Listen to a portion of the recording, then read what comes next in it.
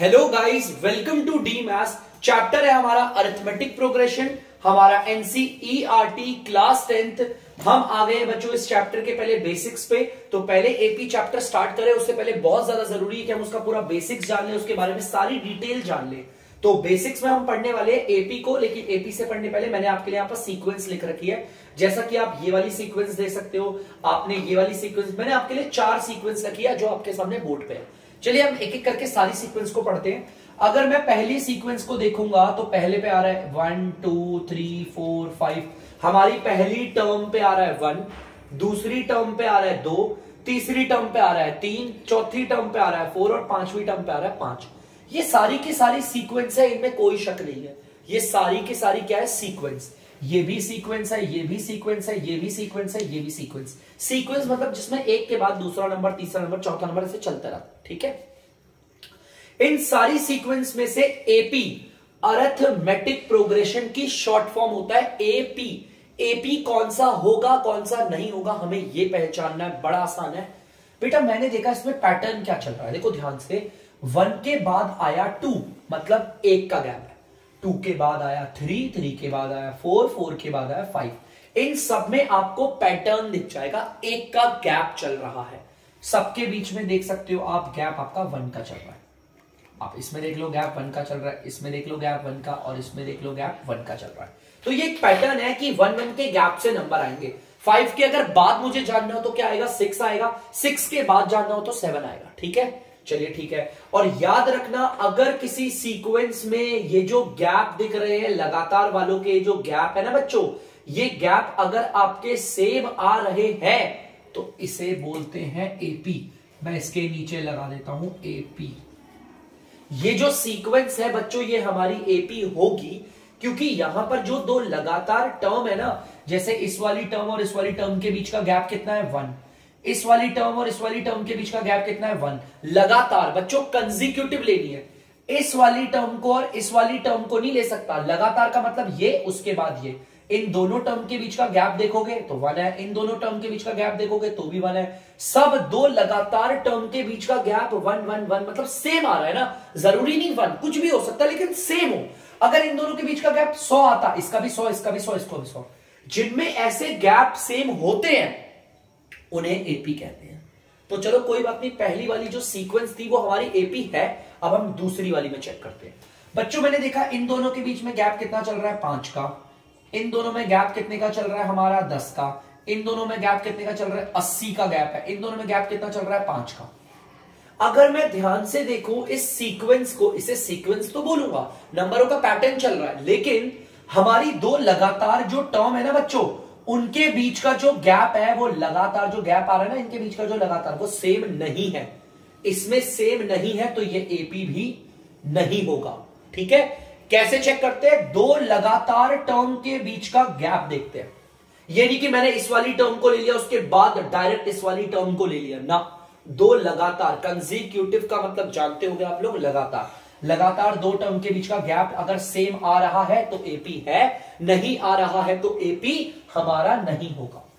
चलिए तीसरी सीक्वेंस पे आते हैं। ठीक है, तीसरी सीक्वेंस को चेक करते हैं कि एपी है या नहीं है। लगातार दो टर्म के बीच के गैप को देखते हैं। इनके बीच का गैप 10 है, इन दोनों के बीच का भी गैप 10 है, इन दोनों के बीच का भी गैप 10 है, और इन दोनों के बीच का भी गैप 10 है। तो इसका मतलब ये जो सीक्वेंस है इसमें लगातार बच्चों जो दो टर्म है ना, उनके बीच का गैप क्या है? Exactly same. यहां पर भी 10 है, यहां पर भी 10 है, यहां पर भी 10 है और यहां पर भी 10 है। इसका मतलब ये एपी है। तो यहां पर मैं एपी लिख देता हूं, प्यारे प्यारे बच्चों, एपी लिख दिया। क्लियर है पक्का? चलिए अब हम आते हैं अपनी लास्ट वाली सीक्वेंस पे, चेक करते हैं कि ये सीक्वेंस एपी है या नहीं है। तो चलिए चेक करते हैं। हमारे एपी में यहां पे बहुत सारी टर्म्स है। लगातार दो टर्म को पकड़ेंगे, ये नहीं कि इस वाली टर्म और इस वाली टर्म को ले लिया। लगातार इन दो टर्म को लिया, इसके बीच का गैप 2 आया, इनके बीच का गैप भी 2 आया, इनके बीच का गैप भी 2, अरे इनके बीच का भी क्या 2, इनके भी 2। तो ये हमारा एपी होगा, क्योंकि इस सीक्वेंस में जो लगातार हमारी दो टर्में हैं उनके बीच का जो गैप आ रहा है वो सब में सेम है। तो ये सीक्वेंस को मैं एपी कहूंगा। तो यहां पर अब आपको पता चल गया होगा कि एपी हम किसको कहते हैं। वो सीक्वेंस जिनमें लगातार दो टर्म के बीच का जो गैप होता है ना वो सेम होता है, उसे कहते हैं एपी। क्या कहते हैं? एपी। तो अभी तो मैंने आपको छोटा सा बेसिक बताया, तो जल्दी से नोट डाउन करो, आगे बढ़ते हैं और भी चीजें जानते हैं इसके बारे में। तो बच्चों आप लोग देख सकते हो यहां पर मैंने एपी लिखा है, ध्यान से सुनना, मैंने पहले ही बोल दिया ये एपी है, तो इस बात पे कोई शक नहीं होना चाहिए। अभी आपने पढ़ा एपी, ये एपी बोला है ना, तो मतलब इन दोनों के बीच का गैप, या फिर इन दोनों के बीच का गैप, या फिर इन दोनों के बीच का गैप, या फिर इन दोनों के आगे, इस डॉट का मतलब है इनफाइनाइट है, इसके बाद भी आगे बहुत सारे नंबर आएंगे, ठीक है। तो याद रखना ये इनफाइनाइट टर्म्स आ रही है इसमें, ठीक है। तो हमें पता ही है अगर एपी है तो इन सबके लगातार दो टर्म के बीच का गैप हमेशा सेम होगा। जैसे कि इस वाली टर्म को बोलते हैं फर्स्ट टर्म, बहुत बच्चे इसे A1 पढ़ते हैं, बेटा बहुत गलत प्रोनाउंसिएशन होती है, इसे बोलते हैं फर्स्ट टर्म और इसे बोलते हैं सेकंड टर्म। टर्म्स के लिए ना मैं वेरिएबल यूज करता हूं स्मॉल ए, सब लोग स्मॉल ए यूज करते हैं, और ये जो टर्म है ना वो नीचे लिखी जाती है। अगर मैं ए बनाकर ऊपर लिख दूं तो बन जाती है पावर, और अगर हम नीचे लगाते हैं इसको नंबर को तो ये कहलाती है टर्म, ठीक है। तो याद रखना ये है हमारी बच्चों फर्स्ट टर्म, ये है सेकंड टर्म, यहां पर मैं लिख देता हूं आपकी थर्ड टर्म, ये लिख देता हूं फोर्थ टर्म, और ये लिख देता हूं फिफ्थ टर्म, और भी चलती रहेगी आगे बहुत सारी टर्म्स, ठीक है। तो जैसा कि आपको पता है हमारी एपी में बहुत सारी टर्म है, सिर्फ 5 टर्म नहीं बोलूंगा, इनफाइनाइट टर्म्स है। ये 3 डॉट्स का मतलब ही यही है कि इसमें इनफाइनाइट टर्म्स है, ठीक है। एपी में आपको पता है first term, second term, third term, fourth term, fifth term, हमें पता है ये एपी है। तो याद रखना मैंने आपको क्या बोला था, इन दोनों के मतलब कोई भी लगातार दो टर्म पकड़ लो। लगातार दो टर्म का मतलब जैसे थर्ड टर्म फोर्थ टर्म, या फिर आपका हो गया फोर्थ टर्म फिफ्थ टर्म, या फिर आपका फर्स्ट टर्म सेकंड टर्म, या फिर सेकंड टर्म थर्ड टर्म, लगातार कोई भी दो टर्म पकड़ लो, उनको उनके जो बीच का गैप होता है ना बच्चों, जिस उतनी देर से मैं बोल रहा था, जैसे इन दोनों के बीच का गैप हो गया, या फिर इन दोनों के बीच का गैप हो गया, या फिर इन दोनों के बीच का गैप हो गया, इन दोनों के बीच का गैप हो गया, उस गैप के लिए हम एक स्पेशल नाम यूज करते हैं जिसे बोलते हैं कॉमन डिफरेंस। हम बोलते हैं उस गैप को कॉमन डिफरेंस। डिफरेंस का मतलब तो आप सभी जानते हो कि बच्चों क्या होता है, डिफरेंस का मतलब होता है इनके बीच का गैप, मतलब अंतर। जैसे कि फर्स्ट टर्म और सेकंड टर्म के बीच का अंतर, second term third term, third term fourth term, fourth term fifth term, इन सब के बीच का गैप सेम है ना, तो इसीलिए कॉमन डिफरेंस बोलते हैं, जिसको डिनोट करते हैं स्मॉल डी से। याद रखना इसको डिनोट करते हैं बच्चों स्मॉल डी से।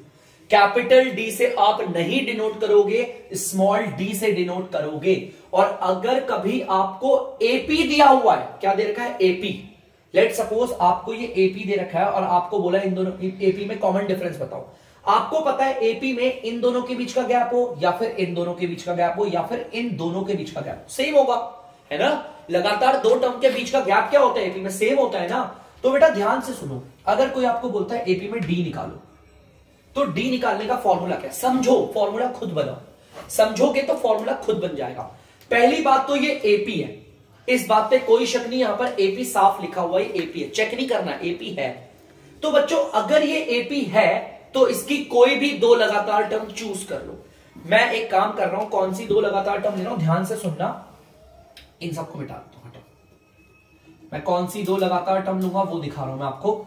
मैंने ये वाली टर्म और मैंने ये वाली टर्म ले ली, लगातार दो टर्म है। अब इन दो टर्म को माइनस करने पर आता है डी।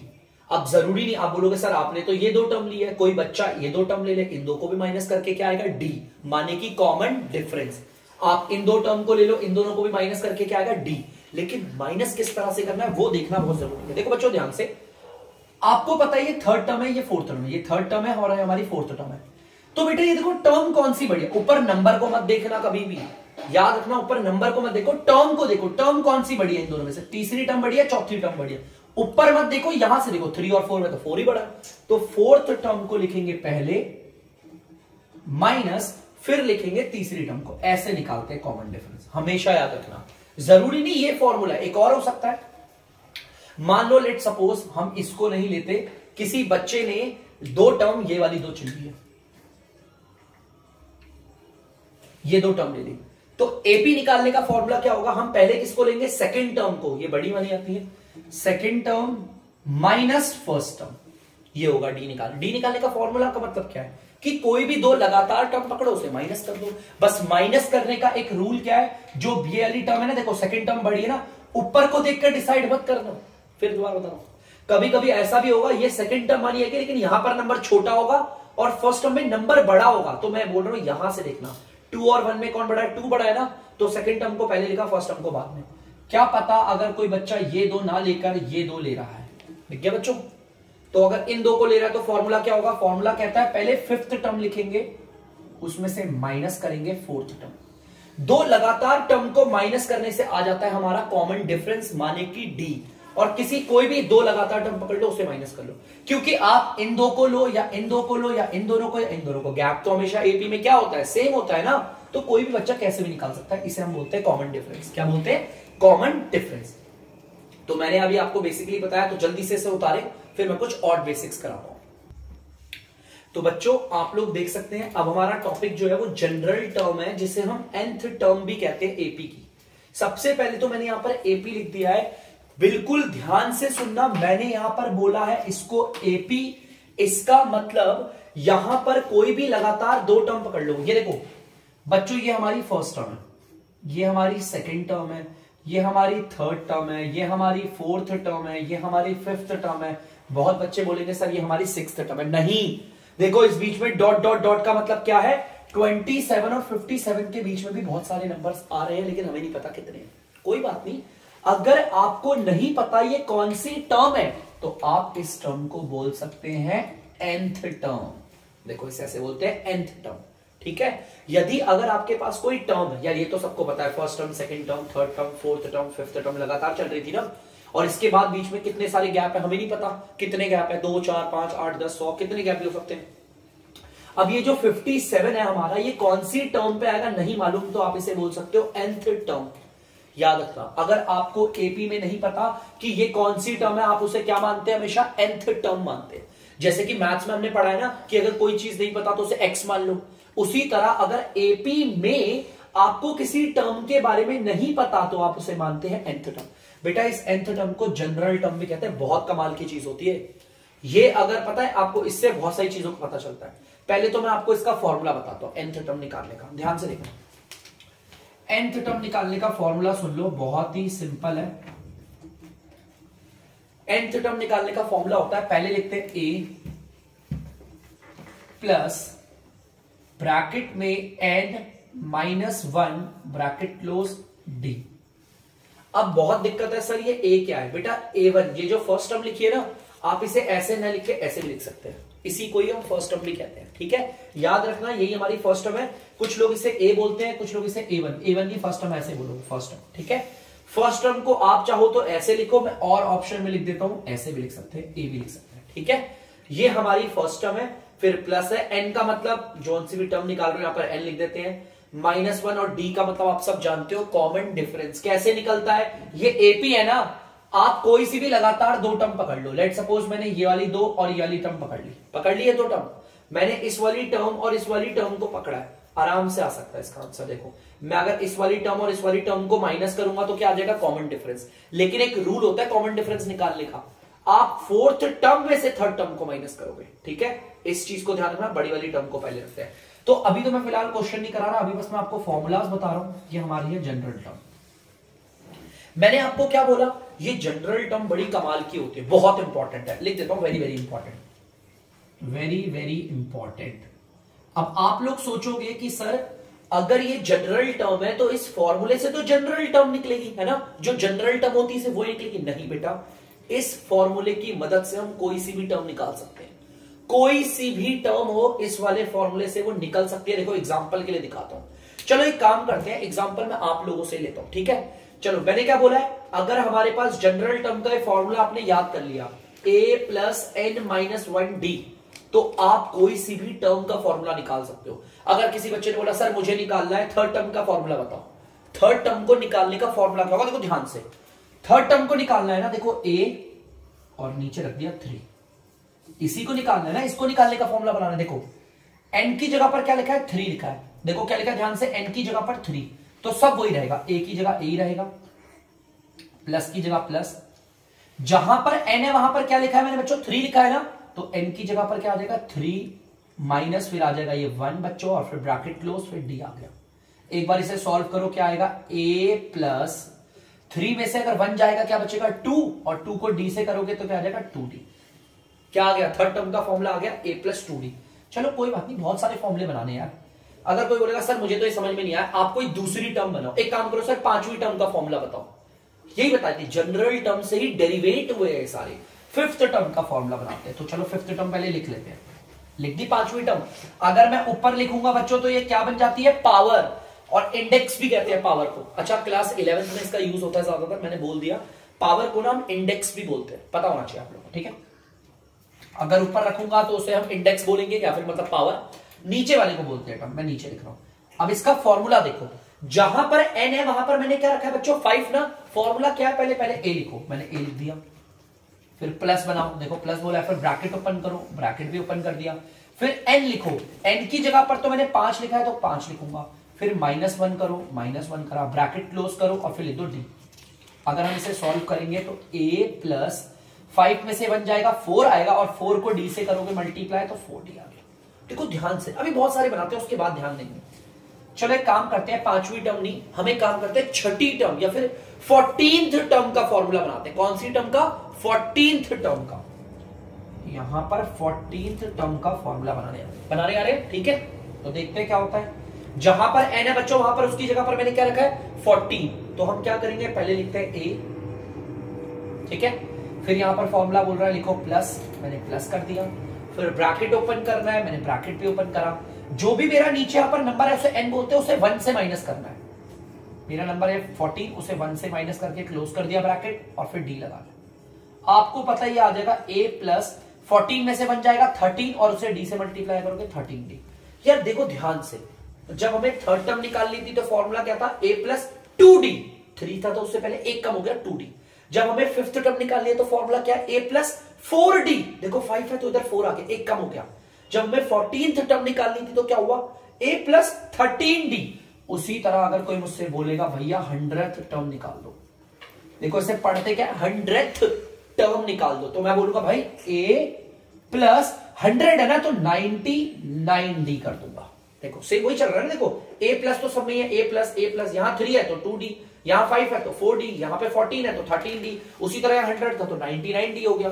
अगर कोई मुझसे बोलेगा भैया आप बताओ 999th टर्म बताओ फॉर्मूला, इसका फॉर्मूला क्या होगा, तो फॉर्मूला बड़ा सिंपल है, a प्लस ये 999 है ना, तो एक कम कर दो 998d हो गया।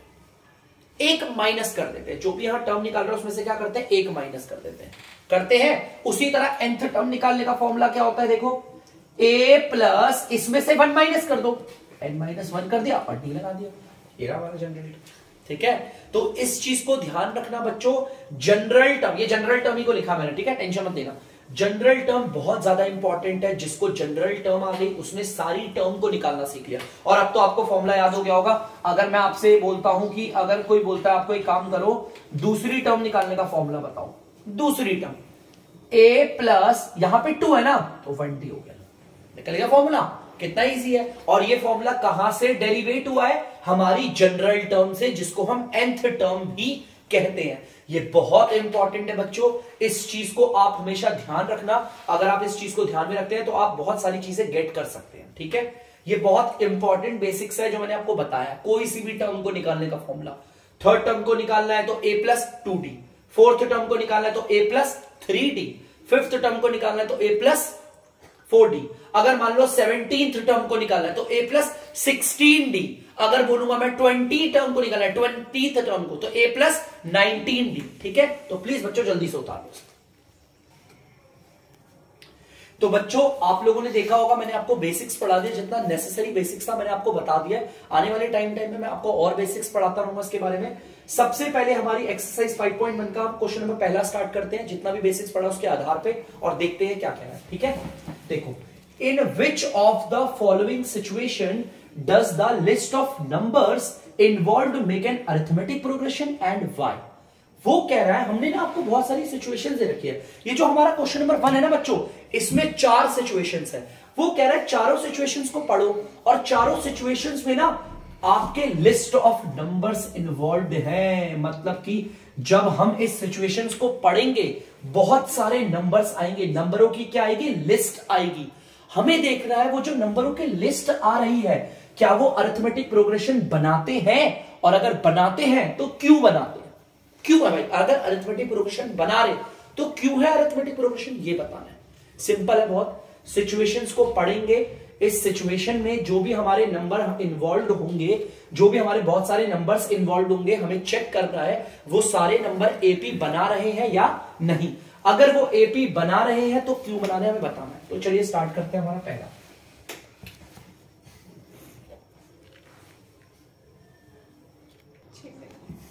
तो बच्चों अब हम पढ़ते हैं अपना पहला वाला पॉइंट जो है हम पढ़ लेते हैं अच्छे सिचुएशन क्या है। The taxi fare after each kilometre when the fair is ₹15 for the first kilometre. बेटा एक टैक्सी का भाड़ा कैसे बनता है, देखो टैक्सी फेयर का मतलब टैक्सी का भाड़ा कैसे बनता है। शुरुआत के 1 किलोमीटर के लिए हमारे 15 रुपए होंगे, ठीक है।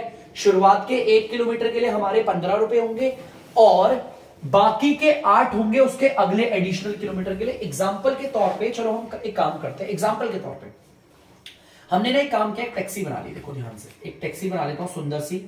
देखो बच्चों ये टैक्सी है हमारी, ठीक है, और इस टैक्सी को हमने बना दिया है। ये टैक्सी मान लो सिर्फ 1 किलोमीटर चल रही है, सिर्फ 1 किलोमीटर। टैक्सी ज्यादा दूर तक नहीं गई है बच्चों, सिर्फ और सिर्फ 1 किलोमीटर की सफर की दूरी तय करी है उसने, ठीक है। टैक्सी ने सिर्फ 1 किलोमीटर की दूरी तय करी है। आपको पता है भाड़ा क्या बना होगा, उसने क्वेश्चन ने बोला था अगर टैक्सी से सिर्फ 1 किलोमीटर की दूरी तय करते हो तो आपके 15 रुपए लगेंगे। शुरुआत का 1 किलोमीटर, यहां तो 1 ही किलोमीटर दूरी तय हुई है, तो यहां पर भाड़ा हमारा लगा है ₹15। यही भाड़ा आ गया। चलो कोई बात नहीं, थोड़ा और लेते हैं, एग्जांपल्स करते हैं। यह हमारा पहला हो गया। चलो दूसरे एग्जांपल में चलते हैं। अब मान लो बच्चों जो हमारी टैक्सी है, हमारी टैक्सी है वो देखो ध्यान से बच्चों, मान लो वो 2 किलोमीटर चल रही है। देखो ये 1 किलोमीटर और ये अगला 1 किलोमीटर, 2 किलोमीटर जा रही है टैक्सी। ध्यान से देखना बच्चों, हमारी टैक्सी जो है यहां से यहां गई और 2 किलोमीटर चली है, ठीक है। यहां से हमारे यहां तक गई और कितना घूमी है, 2 किलोमीटर। अब भाड़ा कैसे बनेगा समझना। जैसा क्वेश्चन ने बोला था कि शुरुआत के 1 किलोमीटर के लिए तो टैक्सी 15 रुपए लेगी बस। शुरुआत के 1 किलोमीटर के लिए कितने लगेंगे, 15 लगेंगे। और जो अगला 1 किलोमीटर होगा इसके बाद शुरुआत का जो 1 किलोमीटर होगा वहां पर सिर्फ 15 रुपए लगेंगे, लेकिन अगला जो 1 किलोमीटर उसके बाद जो अगला 1 किलोमीटर आएगा उस पे 8 रुपए के हिसाब से भाड़ा लगेगा। ये क्वेश्चन ने वहां पे बोला हुआ है ₹8 फॉर ईच, माने कि एक एडिशनल किलोमीटर, इसके बाद हर जो 1 किलोमीटर आएगा उस पर 8 रुपए लगेंगे। चलो 8 रुपए लगेंगे। टोटल भाड़ा निकाल लेते हैं। टोटल भाड़ा हमारा कितना हो गया, जैसे ये टोटल भाड़ा है, ठीक है। टोटल भाड़ा हो गया हमारा 15 और 8 हो गया 23 रुपए। 23 रुपए भाड़ा हो गया। चलो ठीक है कोई बात नहीं, आगे अभी और भी बहुत सारी सिचुएशंस है, करते हैं कि करके सिचुएशंस देखते हैं। चलो अब देखते हैं हमारी टैक्सी जो है, हमारी जो टैक्सी है वो यहां से गई है 1 किलोमीटर, ये 2 किलोमीटर, ये 3 किलोमीटर। मान लेते हैं हमारी टैक्सी 3 किलोमीटर चली है, ठीक है बच्चों। हमारी टैक्सी जो है वो 3 किलोमीटर चली है यहां से यहां तक। देखो ये शुरुआत का 1 किलोमीटर, फिर ये 1 किलोमीटर और फिर ये 1 किलोमीटर। टोटल हमारी टैक्सी ने कितना, हमने टैक्सी से सफर किया 3 किलोमीटर। तो जैसा क्वेश्चन ने कहा था, एज अकॉर्डिंग टू क्वेश्चन, शुरुआत के 1 किलोमीटर के लिए तो हमारे सिर्फ 15 रुपए लगेंगे, सिर्फ 15 रुपए शुरुआत के 1 किलोमीटर के लिए। उसके अगला जो 1 किलोमीटर होगा उस पर भाड़ा 8 रुपए के हिसाब से लगेगा। इस पे लगेगा भाड़ा 8 रुपए और उसके अगला जो हमारा 1 किलोमीटर होगा उसमें 8 रुपए के हिसाब से भाड़ा लगेगा। समझे। देखो 3 किलोमीटर की दूरी तय करी थी हमने टैक्सी से। शुरुआत का जो पहला किलोमीटर होगा उस पे तो 15 रुपए के हिसाब से भाड़ा लगा, और उसके बाद लगातार जो 1-1 किलोमीटर आते रहेंगे उनमें भाड़ा 8-8 के हिसाब से लगेगा। तो टोटल कितना हो गया हमारा फेयर, देखे 15 में 8 जोड़ेंगे 23, 23 में 8 जोड़ेंगे आ जाएगा आपका 31। चलो एक एग्जांपल और ले लेते हैं, कोई दिक्कत नहीं, एक और ले लेते हैं। जैसे एक एग्जांपल और ले लो, मान लो हमारी टैक्सी है, यहां से गई 1 किलोमीटर, 2 किलोमीटर, 3 किलोमीटर और ये आ गई 4 किलोमीटर। मान लो हमारी टैक्सी है रही, और इस बार हमारी टैक्सी जो है वो जा रही है 4 किलोमीटर, ठीक है। 4 किलोमीटर की दूरी तय करिए। देखो शुरुआत का 1 किलोमीटर, फिर ये लगातार 1 किलोमीटर जो आ रहे हैं हमारे अगले। हमें पता है शुरुआत के 1 किलोमीटर पे टैक्सी ने भाड़ा, ध्यान सुना, शुरुआत का जो 1 किलोमीटर था उस पे टैक्सी पे भाड़ा लगा होगा 15 रुपए के हिसाब से, ठीक है। अब आने वाले जो अगला 1 किलोमीटर उस पे भाड़ा लगा होगा 8 रुपए के हिसाब से, उसके आने वाले अगला जो 1 किलोमीटर उस पे भाड़ा लगा होगा 8 रुपए के हिसाब से, उसका अगला जो होगा वो होगा 8 रुपए के हिसाब से, यही होगा टोटल। देखो पता है ना, जैसा क्वेश्चन ने बोला था, शुरुआत का पहला किलोमीटर भाड़ा लगेगा 15 रुपए के हिसाब से, बाकी आगे जो आने वाले 1-1 किलोमीटर होंगे उसमें 8-8 रुपए के हिसाब से लगेगा। तो देख लेते हैं टोटल हमारा कितना आ गया, 15 8 23 23 8 31 31 8 39 रुपए, ठीक है, ये रहा। चलो भाई देखते हैं हमारा यहाँ पर। आप एक्चुअली देखो क्या है, मैंने ना यहाँ पर बहुत सारे नंबरों की लिस्ट तैयार कर दी, ठीक है। अब जरा मैं देखता हूं, मुझे पता नहीं अभी ये एपी है या नहीं, तो अभी मैं जो तैयार करूंगा उसमें सीक्वेंस बोलूंगा बच्चों। अभी जो मैंने तैयार करा उसमें सीक्वेंस बोल रहा हूं, ठीक है, ध्यान से सुनना। सीक्वेंस में जब हमारी देखो किस तरीके से टेक्स्ट से दिखा रहा हूं। अगर हमारा फर्स्ट टर्म बोला है ना, इसका मतलब अगर हम 1 किलोमीटर की ही दूरी तय करते हैं तो भाड़ा कितने रुपए लगता है बच्चों, 15 रुपए। लिख देता हूं यहां पर 15 रुपए, ठीक है। इसके बाद आएगी हमारी दूसरी टर्म, माने कि अगर हम 2 किलोमीटर की दूरी तय करते हैं बच्चों, कितने किलोमीटर की दूरी तय करें, 2 किलोमीटर की, तो भाड़ा कितना लगेगा, 23 रुपए लगेगा। चलो ठीक है, देख लेते हैं आगे। अब देखो बच्चों, यहां पर देख लो हमने दूरी कितने किलोमीटर की तय करी है, 3 किलोमीटर की। लेट सपोज यहां पर 3 किलोमीटर की दूरी तय करी है, तो भाड़ा कितना लग रहा है हमारा, 31 रुपए। आगे अगर मैं बोलूं हम दूरी तय कर रहे हैं 4 किलोमीटर की, हम दूरी तय कर रहे हैं बच्चों 4 किलोमीटर की, तो भाड़ा कितने रुपए लग रहा है, 39। इसी तरह चलता रहेगा आगे, ठीक है। मैंने यहां पर देखो लिस्ट ऑफ नंबर्स तैयार कर दी, सिचुएशंस को पढ़ा, अच्छे से समझा। आप लोग भी बहुत सारी सिचुएशंस करोगे तो कर लोगे।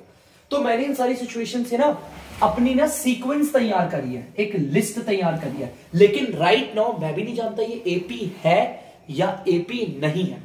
मैंने आपको क्या बताया, अगर ये एपी होगा, अभी तो फिलहाल ये सीक्वेंस है, सीक्वेंस तैयार कर ली, सिचुएशंस को पढ़ा अच्छे से, यहां पर डायग्राम देख सकते हो, सिचुएशंस को पढ़ के इस डायग्राम के जरिए मैंने सीक्वेंस तैयार कर ली। अब ये सीक्वेंस एपी है या नहीं चेक करते हैं भाई। अगर ये एपी होगी तो इसकी लगातार 2 टर्म के बीच का जो गैप होगा वो क्या होगा, सेम, ठीक है। चलो देख लेते हैं लगातार 2 टर्म के बीच का गैप क्या बोलते हैं, उसे कॉमन डिफरेंस बोलते हैं ना। तो एक बार डी निकालते हैं, और एक बार नहीं, मैं डी को 3-4 बार निकाल के चेक करता हूं। सबसे पहले मैं डी निकाल रहा हूं इन दोनों को लेकर।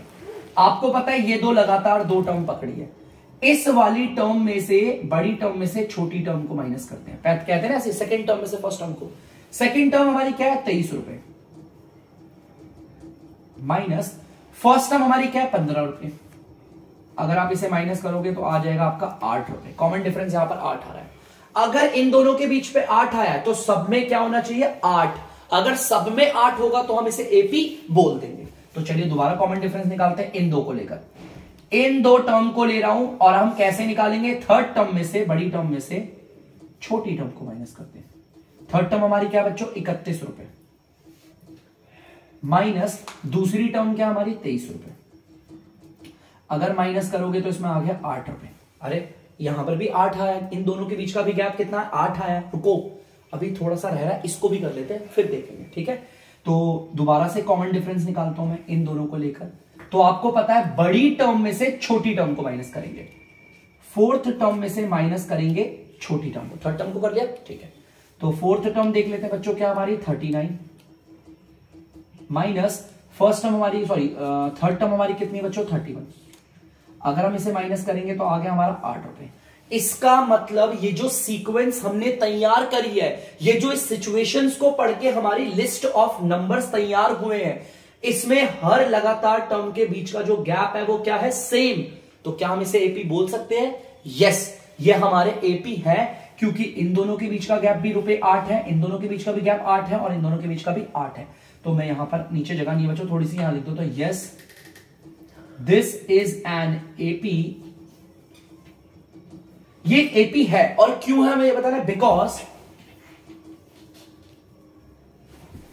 There common difference is same, common differences are same, common differences are same. तो मैं बोलूंगा ये जो सीक्वेंस तैयार हुई है बच्चों, हां ये एपी है, क्योंकि इसमें लगातार जो दो टर्म के बीच का कॉमन डिफरेंस है ना हमारा, वो सेम आ रहा है। क्या आ रहा है? सेम। इनके बीच का भी गैप 8 है, इनके बीच का भी गैप 8 है, इनके बीच का भी गैप हमारा 8 है। तो प्लीज बच्चों जल्दी से इस वाली प्रॉब्लम को पढ़ के अच्छे से इसे खुद से पढ़े, वीडियो को पॉज कर ले, एक बार देखने के बाद फिर खुद से ट्राई करें। तो बच्चों आई होप आप लोगों ने उतार लिया होगा। तो आज की वीडियो बस इतनी ही, हम पहला ही पार्ट पढ़ा रहे हैं, पहले ही आपको मैंने सिचुएशंस कराई है। अब अगली वीडियो में हम आपके बहुत सारे पार्ट्स करवाएंगे, आगे वाले क्वेश्चंस भी करवाएंगे। तब तक के लिए अगर आपको डीमैथ्स की वीडियो पसंद आ रही है तो वीडियो को लाइक करें, शेयर करें और चैनल को सब्सक्राइब करें। तो बच्चों बाय।